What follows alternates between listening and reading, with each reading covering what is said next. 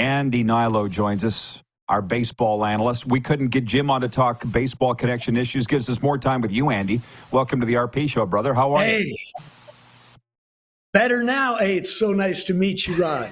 How are you? It's nice to meet you. Yeah, I'm 100%, man. 100%. I wish my smile could match that one of yours. But, Andy, before we get into the Major League Baseball playoffs and then talk about Alatero, would you mind telling our viewers and me a little bit about yourself, if you don't mind? No, sure. Thank you. My name is Andy Hnilo. I'm 42 years old. I'm originally from Northern California. Grew up obsessed with picks in general, but focused in on baseball. I was a top 100 player coming out of high school, played with Adam Lowen. I'm not sure if you know those names early on. But yeah, graduated in 2000, went to UC Berkeley on a baseball scholarship, played on 3 Division I teams in 4 years of eligibility, had a draft party my junior year, wasn't drafted, lost my timing at the plate. They turned me into a pitcher my senior year, developed a circle change, and I was set to be our closer. Senior year at St. Mary's, West Coast Conference, partially tore the rotator. So I went from 91, 92 down to 84, 86. And I was getting banged around a little bit. And so long story short, wasn't drafted, moved down to Los Angeles, California, where my roommate was an actor auditioning for a baseball film called Great American Dream. And I was running lines with him going back and forth, and I was fresh out of baseball. So I wasn't, thinking about the script. When you're not overthinking things, you kind of nail, the lines in this case. And I was adding my own twist. And he's like, dude, you're pretty good at this. You ever thought about, taking a step into acting? And it was kind of cool that he brought it up, but I hadn't even dreamt about it. But he got me an audition without representation or a manager in LA. That never happens. It's a needle in a haystack role just to get called in based on the submission from your agent or manager. And I remember just getting in, like my first audition ever. I got a call back. Billy Snow's his name. We started laughing about it. Got another call back. Really started locking in. By this time, he was out of the running for the role, kind of coaching me. And I got a screen test, ended up booking that role as the lead in a feature film. And the director let me go off script, and I was fresh out of ball. So I was kind of just being me. The role was me in college, kind of. So I had so much fun. I shot for 6 weeks, got representation from that, and fell into the entertainment industry in under 6 months. Got my SAG card and just rode that out for a little bit. But that all came to a halt, March 20, 2011. I was crossing the street and got hit by a westbound heading Land Rover, hit into the eastbound lane, run over by a Tundra, clothes cut off me in the middle of the street. And I woke up at Cedars-Sinai ICU with a compound fracture of my jaw, with my chin going through the bottom, like the middle of my mouth to beneath my left ear, 7 broken ribs, collapsed lung, just unrecognizable. And a very long story made short, that's where Alatero was born. I went around town kind of sharing this 4 clay-based facial treatment mask. I didn't have a name, definitely didn't plan on ever having a business around it, but I wanted to see if people kind of felt the same results as I was seeing. My abrasions were completely healed. My scarring obviously wasn't, but the swelling was mitigated from the microcirculation from the clays. And I just fell in love with scar healing naturally and finding natural elements that serve the skin. And I didn't want to leave the house, so I had a lot of time on my hands. People look you in the eyes and they immediately look down at, my jaw, and I was missing my front 3 teeth. Jaw was wide shut. It was very humbling, and it was important to go through that. To reach a bottom and then build yourself back up with something that you create and that's now helping others feel better about what they see in the mirror. I can't imagine doing anything else besides baseball. So this is an honor to be talking to you, and thank you for having me on. Ooh, hell of a story. And it sounds like you found the secret that you can't appreciate the light without experiencing the dark, right? And you turned a tragic event into a positive. That's amazing, which we're going to come back around that in a second. So you're a baseball guy. I spent the summer working in minor league baseball, but I wouldn't put myself up in the knowledge of a guy like yourself. So I will say this. How much is the MLB drooling at this Yankees, Dodgers, or Mets World Series possibility out here? Man, what do you think they're thinking? The Subway Series is, I mean, it's perfectly aligned right now. I, you know, during the playoffs, it all comes down to pitching and consistency with that, and one person getting hot that you're not expecting to, in my opinion. So we're looking for, like, for instance, Josh Naylor. I believe he's due.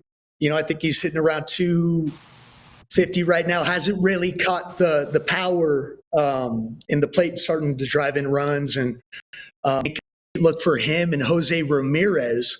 Once they catch up, I think the Yankees, we'll have some trouble there. The Yankees are clicking on all cylinders. I believe that midseason acquisition of Jazz Chisholm just electrified the roster, and having somebody as versatile as Jazz, infield, outfield, as well as a personality, speed on the base paths, that game-changing speed, as well as somebody getting hot. It's going to be a very interesting series with on both sides. Already is, but I'm dying to ask you this. We all thought pitching won in the playoffs, but now people are saying, no. It's the long ball. It's offense and home runs. Has that changed? Like, what do you think is going to get it done this time of year? Well, that's a great point. The thing is, the Dodgers have a lot of hittable pitchers, in my opinion. Walker Buehler, not the same Walker Buehler as he was in 2018, 19. Flaherty, very hittable. Fastball pitcher, 94, 95, 96, but it's straight, in my opinion. You need a little movement, like Clase, a little cut to throw them off. Manea's got a little cut from the Mets. But if you're throwing, at this high-level game with the stakes on the line right now, if you're a fastball-based pitcher that can kind of miss over the middle, that's going to turn into a long ball game. Well, Game 5 of the NLDS, Dodgers 2, Padres 0. And I had my money on you, Darvish. So there's an example where pitching won. I'm not moving off pitching winning. And Aaron Judge hasn't done anything yet. Wait until he does. That's kind of how I'm looking at it with the Yankees. Absolutely. And I don't know if you saw Rizzo last night, but he took a couple aggressive hacks at the plate. Looks like he's getting on time towards the baseball. And he's another guy off the bench. If he just ignites some of that spark that he had with the Chicago Cubs, I think that could be a game changer. But the Indians, Naylor, Ramirez, Clase's lights out. He's good for a 6-out save, in these times. So that's 2 innings right there. He, the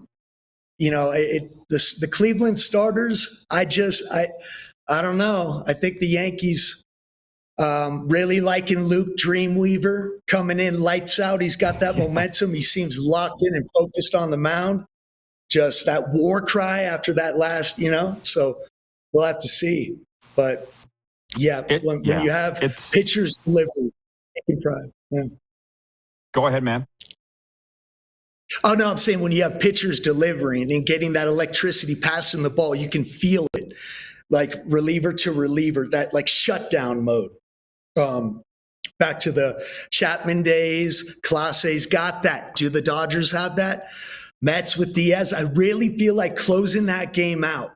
Diaz with all that momentum, the unpredictability early on in the season, now getting that adrenaline going. I just really feel like, having a tightened up bullpen, the Dodgers not quite as developed in the momentum perspective. This is all momentum right now in this stage of the playoffs, in my opinion. Absolutely. And it's a fantastic Final Four. Well, Andy, we're already almost out of time. The reason you're here is not just to chat baseball, but also Alaterra. I'm so excited to bring you on board as the sponsor of our text line. As you see, it's been getting a workout throughout the program already. Man, maybe we should just talk about that and about the product again and how it's going to help a lot of people. Absolutely. So Alaterra is Latin for feeding and nourishing. Your skin being your largest organ, it's important to treat it with ingredients that you can consume as close to food grade as possible. So when I was formulating my original product, that's what I paid attention to. I just would look on store shelves and every product had some type of hole, whether it was a toxic preservative or unnecessary filler or fragrance. You can source all of these components naturally. It just takes a little bit longer to get the emulsion down perfectly, but through bee products, through a collection of organic botanicals and plant-derived stem cells and nutrient-dense superfoods, based on the particle size, I think that helps regenerate your skin during the cell turnover process, feeding it live, nutrient-dense, antioxidant-rich ingredients to help just generate a thicker, more lively complexion, and staying consistent with that over time, not having to worry about toxins and toxic buildup over time. On average, there's a study that women leave the house with over 160 government-recognized carcinogens through 12 products. You're thinking makeup, deodorant, hairspray, perfume. I mean, something you're doing daily. It unfortunately does build up over time. So it's just important. It's fun for me too, because this was all theory. And it turns out now organic food versus organic food. That organic food with the pesticides, it becomes a part of that fruit or plant. Then you consume it. It gets into your bloodstream, something you're doing daily. Now they're pointing out, yes, that does matter, organic versus non-organic. I promise you it's the same thing with skincare and the synthetic ingredients that they allow on store shelves and the thousands of ingredients that they don't allow in Europe that they allow in the United States. Like, it's just everything. I believe it costs a little bit more, but we're not using the toxic preservatives. We're using a biophotonic glass that allows only the good violet light to enhance the life of our natural ingredients in the products. It limits the oxidation of our often raw organic botanicals and just enhances the life of natural products. That's what it originally was made for. So that's, every part that we can optimize 9 years ago would not change anything of my ingredient decks. It's just, there's a beautiful, in my opinion, beautiful movement because a lot of people are looking for, clean products and there are holes. Ours is as good as I can, physically and mentally make it. So I'm very proud of it. Yeah, you should be, man. And this has been awesome chatting baseball with you today. I want to say welcome to the team. Let's bring you on again at Chat World Series when that rolls around. And Aliterra.com is where people can find you. Andy, thanks for this, man. Enjoy the ball. Oh, thank you so much, Rod. Very nice to meet you. Andy Hnilo from Aliterra Skincare, brand new partners of ours, and it's the Aliterra text line. Let's see what's happening on that when we come back, all right?